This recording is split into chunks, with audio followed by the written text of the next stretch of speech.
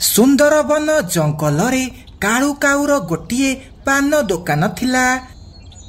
ଜଙ୍ଗଲର ସବୁ ପକ୍ଷୀ ତା ଦୋକାନକୁ ପାନ ଖାଇବାକୁ ଆସୁଥିଲେ। ଆରେ କାଳୁ ଭାଇ, ଗୋଟେ ପାନ ଦେବ? ତମ ପାନ ନ ଖାଇଲେ ମୋ ମୁଣ୍ଡ କାମ କରୁନି। ହଉ ବଣ୍ଟି, ସାଙ୍ଗେ ସାଙ୍ଗେ ବନେଇକି ଦଉଛି, ରହ ଟିକେ।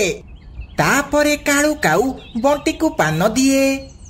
ଆହା କାଳୁ ଭାଇ, ତମ ପାନରେ ତ ସତରେ ଯାଦୁ ଅଛି। ପାଟିରେ ରଖୁ ରଖୁ ସବୁ ଟେନସନ ଦୂର ହେଇଯାଉଛି। ତମେ ଏଥିରେ ଏମିତି କଣ ପକଉଛ କି? ଆରେ ବଣ୍ଟି ଭାଇ, କାଇଁ ମଜା କରୁଛ? ମୁଁ କିଛି ବି ପକଉନି। ଇଏ ହେଉଛି ତମ ସମସ୍ତଙ୍କର ଭଲ ପାଇବା।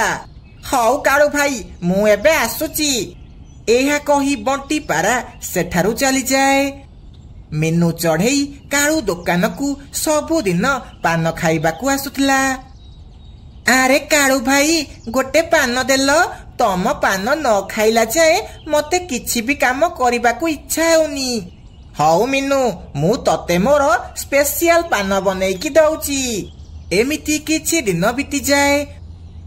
ଗୋଟିଏ ଦିନ କାଳୁ କାଉ ରାତିରେ ତା ଦୋକାନ ବନ୍ଦ କରି ଘରକୁ ଫେରୁଥିଲା। ପାନ ଖୁଆଇ ଦେ ରେ ସାଙ୍ଗ, ପାନ ଖୁଆଇ ଦେ।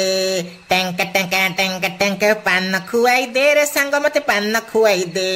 5 ଟଙ୍କା ହଉ 10 ଟଙ୍କା ହଉ, ମତେ ପାନ ଖୁଆଇ ଦେ। ପାନ ଖୁଆଇ ଦେ ରେ ସାଙ୍ଗ, ପାନ ଖୁଆଇ ଦେ। ଏମିତି କାଳୁ କାଉ ଗୀତ ବୋଲି ବୋଲି ଘରକୁ ଫେରୁଥିଲା। ସେତିକି ବେଳେ ତାକୁ କାହାର ହସିବାର ଶବ୍ଦ ଶୁଭାଯାଏ। କାଳୁ କାଉ, ଏଠିକି ଆସେ ଆସେ, ତୁ ମୋ ପାଖକୁ ଆସେ। ଆରେ ଏତେ ରାତିରେ ଏ ସୁନସାନ ଜଙ୍ଗଲରେ କିଏ ଏମିତି ହସୁଛି? ଆଉ ମତେ କାହିଁକି ଡାକୁଛି? କାଳୁ କାଉ ଇଆଡେ ସିଆଡେ ଦେଖେ, ଆଉ ଗୋଟିଏ ଗଛ ତଳେ ଆସି ବସି ପଡେ। କିଏ କିଏ ଏଠି ଏମିତି ହସୁଛ? ମୋ ସାମ୍ନାକୁ ଆସ, ମୋ ସାମ୍ନାକୁ ଆସ। ସେତିକି ବେଳେ ଗୋଟିଏ ଭୂତ ଚଢ଼େଇ ତା ଆଗକୁ ଆସେ।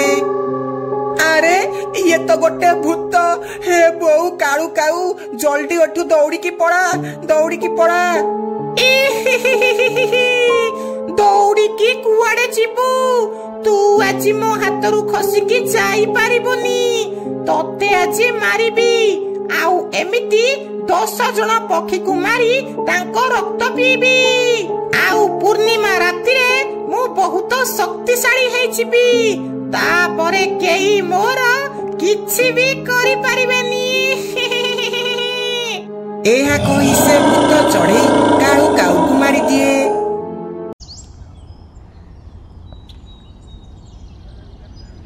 ସକାଳୁ ଯେତେବେଳେ ବଣ୍ଟି ପାରା ଆଉ ମିଟୁ ଶୁଆ କାଳୁ ଦୋକାନକୁ ଆସନ୍ତି, ସେମାନେ ଦେଖନ୍ତି ଦୋକାନ ବନ୍ଦ ଅଛି। ଆରେ ବଣ୍ଟି, ଏ କାଳୁର ଦୋକାନ ଆଜି କଣ ପାଇଁ ବନ୍ଦ ଅଛି? ସେ ତ ସବୁଦିନ ସକାଳୁ ସକାଳୁ ଦୋକାନ ଖୋଲିଦିଏ। ତାହେଲେ ଆଜି କାହିଁକି ବନ୍ଦ କରିଛି? କାଳେ ତାର ଦେହ ଖରାପ ଥିବ, ସେଥିପାଇଁ ସେ ଦୋକାନ ଆଜି ଖୋଲି ନଥିବ। ଚାଲେ ଆମେ ଘରକୁ ଯିବା। ସେମାନେ ଏମିତି କଥା ହେଇ ସେଠାରୁ ଚାଲିଯାଆନ୍ତି। ଏମିତି 3 ଦିନ ବିତିଯାଏ। କାଳୁ କାଉ ଦୋକାନ ସେମିତି ବନ୍ଦ ଥିଲା। ତା ପରଦିନ ବଣ୍ଟି ଯେତେବେଳେ କାଳୁ ଦୋକାନ ପାଖ ଦେଇ ଯାଉଥିଲା, ସେ ଦେଖିଲା ଗୋଟିଏ ସୁନ୍ଦର ଚଢ଼େଇ କାଳୁ ଦୋକାନରେ ବସି ପାନ ବିକୁଛି। ସେ ତା ପାଖକୁ ଯାଏ। ଆରେ ତମେ କିଏ? ଏ ପାନ ଦୋକାନ ତ କାଳୁ କାଉର। ତମେ ଏଠି କଣ କରୁଛ? ଆରେ ମତେ ଜାଣିପାରୁନ? ମୁଁ ହେଉଛି କାଳୁ କାଉର ସ୍ତ୍ରୀ। ସେ ସହରକୁ ଯାଇଛନ୍ତି କିଛି କାମରେ, ସେଥିପାଇଁ ମତେ ଦୋକାନ ଚଲେଇବାକୁ କହିକି ଯାଇଛନ୍ତି। ଆରେ ତମକୁ କାଳୁ କାଉ ଭଳି ପାନ ବନେଇ ଆସିଛି କି ନାଇଁ? ଆମକୁ କାଳୁ କାଉର ପାନ ଖାଇବାକୁ ବହୁତ ଭଲ ଲାଗେ। ଆରେ ତମେ ମୋ ହାତରୁ ଗୋଟେ ଥର ପାନ ଖାଇକି ତ ଦେଖ, ତମେ କାଳୁ ହାତରୁ ପାନ ଖାଇବା ଭୁଲିଯିବ। ତାପରେ ସେ ଚଢ଼େଇ ପାନ ଭିତରେ ପକ୍ଷୀ ମାନଙ୍କର ରକ୍ତ ମିଶେଇକି ଦିଏ। ଏମିତି ସେ ଭୂତ ଚଢ଼େଇ ସବୁ ପକ୍ଷୀ ମାନଙ୍କୁ ରକ୍ତ ମିଶେଇକି ପାନ ଖାଇବାକୁ ଦିଏ। ସମସ୍ତଙ୍କୁ ତା ପାନ ଖାଇବାକୁ ବହୁତ ଭଲ ଲାଗେ। ଏମିତି ପୂର୍ଣ୍ଣିମା ରାତି ଆସିଯାଏ।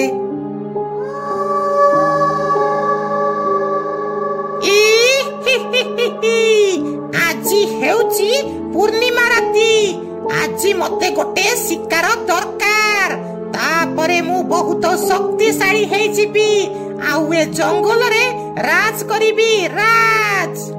सेतिकी बेले सही बाट देई मिनु चढ़ई जाउतला। अरे बा मते मो शिकार बहुत सहजरे मिली गला आजी या कुमारी ता रक्त पीबी।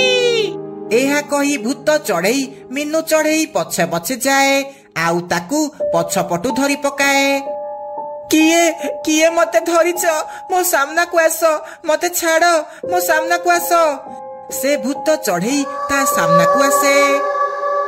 छाड़ी दियो मु तमरो कोन करिछि मते जीवाकू दियो मते जीवाकू दियो। एते सहजरे तते मु छाड़ी देबी आजी तते मारी तो रक्त पीबी आउ तापरे भूत मानक भितरे मु सबुटु शक्तिशाली भूत हेई जिबी तापरे मते केही भी हरेई पारिबेनी। सेतिकी बेले बंटी आउ मिट्टू निया हुड़ा आउ साधु बाबा को नेई सेठाकू आसंती। ए निया हुड़ा सियाड़े नहीं जा मते जीवाकू दे मते जीवाकू दे। मो सेई दिन जानी जाइतिली तू काळू काउर स्त्री नुह काहेकि ना काळू काउर बाहागर एबे जाय हेइनी ताहाले स्त्री कुआडू आसला। निया मो सामनारु हटा मते बहुत कष्ट हेउची मु छाड़ीबिनी काहाकू भी छाड़ीबिनी। एहा कहि से चढ़ई भूत काळू काउर दुकान भितरे पसी जाए। चलो आमे ताकू सेही दुकान रे बंद कर देबा नहले से आज राति रे बहुत शक्तिशाली हेई जिवो। तापरे समस्ते काळू दुकान पाखकू जाती। तापरे साधु बाबा मंत्र करी आउ गंगा जल पकेई से दुकान भितरे से आत्मा को बंदी करी दियंती। आउ सेही दिनठू सेही बाट देई केही भी पक्षी जाती नाही। आउ जदी केही गला आस बाबू आस मो हातरू पान खाइब आस। जगू दिन राति फोन धरिकी बसुथिला बोली काळू काऊ बहुत चिंतारे थिला।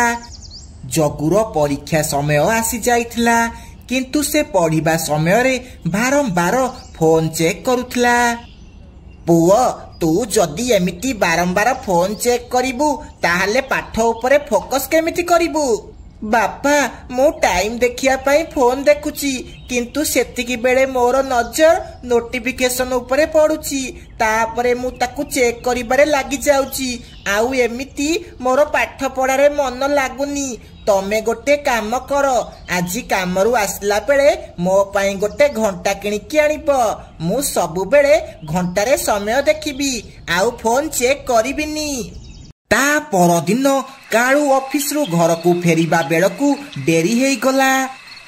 रातिरे से घंटा किनिया पाई बाजार रे दुकान खोजुथिला किंतु सबु दुकान बंद थिला। किछि बाट गला परे गोटिए सुनसान जागारे ताकू गोटे घंटा दुकान खोला हेथिबार देखा गला। से सेही दुकान पाखकू जाए। मते गोटे भल घंटा देब। इए निया मौसा एइटा सबुटू भल घंटा। तापरे काळू से चढ़ई को पैसा देई घंटा आनिकी घर को आसे। इए ने पुआ मु तो पाई घंटा आनिकी आसीची। अरे बा बापा एक घंटा तो बहुत सुंदर हेइची याको मु संभाळिकी रखिबी। तापरे जगू से घंटारे सकाळ 6टार अलार्म लगेकी थोई दिए आउ सोई पड़े। राति 12टा जेमिति हेला से घंटा बाजिबाकू लागिला। जगू निदरू उठी पड़िला। से जेमिति टाइम देखिला सेतिकी बेलकू राति प्राय 12टा हेइची। आरे मु तो सकाळ 6टार अलार्म लगेइथिली ताहाले ये एबे कोन बाजिला लागुची ए घंटारे किछि खराब अछि। तापरे से घंटा थोई दिए आउ सोई पड़े। ता परदिन भी से सकाळ 6टार अलार्म लगेई दिए आउ सोई पड़े। पुणी थरे राति 12टा को अलार्म बाजिबाकू लागे आउ गोटे कार हसिबार शब्द सुबा जाए। एहा सुनी जगू बहुत डरी जाए। बापा बापा मते बहुत डर लगुची तमे जल्दी एठाकू आस जल्दी आस। अरे पुओ कौन हैला एते रातिरे गहरी कौन पाई करूचु कौन हैला कह। बापा बापा किए गोटे मो रूम रे हसुची मते बहुत डर लगुची बापा लगुची ए घंटा खराब हो जाइची ए घंटारे मु सकाळ 6टार अलार्म लगैथिली ये राति 12टारे बाजुची तमे काली ए घंटा को नहीं फेरे देई के आसीबो मोर ए घंटा दरकार नाही।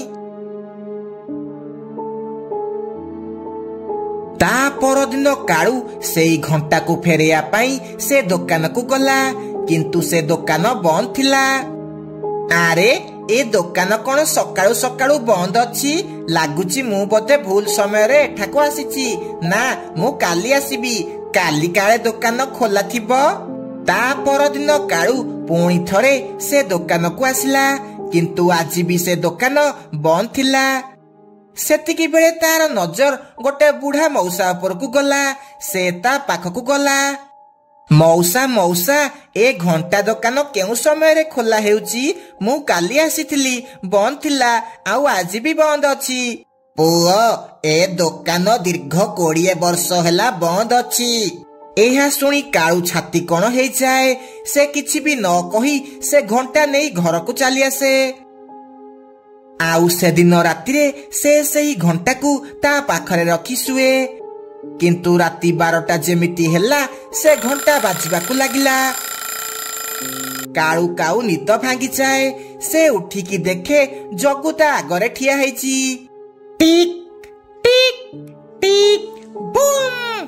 बापा तमको ए घंटा बहुत पसंद आसिला ना ए घंटा बहुत भलो तमे याको रखी दिया। एहा कही जग्गू छात ऊपर को जीवाकू लागिला। अरे पुओ कौन हैला तू एते राति रे छात ऊपर को कौन पाई जाउचू रह पुओ रह। किंतु जग्गू किछि सुनिला नाही से सीढ़ी छात ऊपर को जीवाकू लागिला। काळू भी ता पछे पछे छात ऊपर को जीवाकू लागिला। से छात ऊपर जाई देखिला जग्गू कांथ ऊपर ठिया हेची। एबे मु याकू छाड़ीबिनी काहेकि ना ये मो घंटा को व्यवहार कला। टिक टिक टिक बूम। एहा कही जग्गू छात ऊपरू तळकू डेई पड़िला। जग्गू जग्गू कौन हैला बापा एते जोरे चिल्लौच कौन पाई आउ एते रातिरे एठी कौन करूच। एहा देखी काळू बहुत खुशी हैला आउ जग्गू को सब कथा कहिला। सकाळू काळू सेही घंटा दुकान पाखको गला किंतु से दुकान आज भी बंद थिला। पुणी थरे से सेही बुढ़ा मौसा को देखिला से ता पाखको गला। मौसा मते सत सत कुह ए घंटा दुकान कहार एठी आगरू किए घंटा बिकुथिला। पुओ मु एई जंगल को 7-8 वर्ष हैला आसीची मु जेतिकी सुनिची एईटा ए जंगलर सबुठु बड़ घंटा दुकान थिला। एई दुकान मालिकर गोटे झियो थिला ता ना पिंकी। पिंकी गोटे पारा को भल पाउथिला किंतु ता बापा ता सांगर पुओ सह तार बाहागर करिबाकू चाहुथिला। आउ गोटिए दिन ता बापा पिंकीर जबरदस्ती बाहागर करिदेला। पिंकी ए कथा सही पारिलानी आउ से छात ऊपर डेई आत्महत्या करिदेला। आउ ए जो घंटा तो हाथ रे अछि पिंकी ए घंटा को से पारा को देबाकू चाहुथिला किंतु से मरी गला आउ ता इच्छा पूर्ण हेई पारिला नाही। काळू काळू सब बुझी गला ता घरे जो सब घटना हेउची ए घंटा जोगु हेउची। से सही घंटा को से दुकान पाखरे रखिदेला आउ निज घर को चली गला।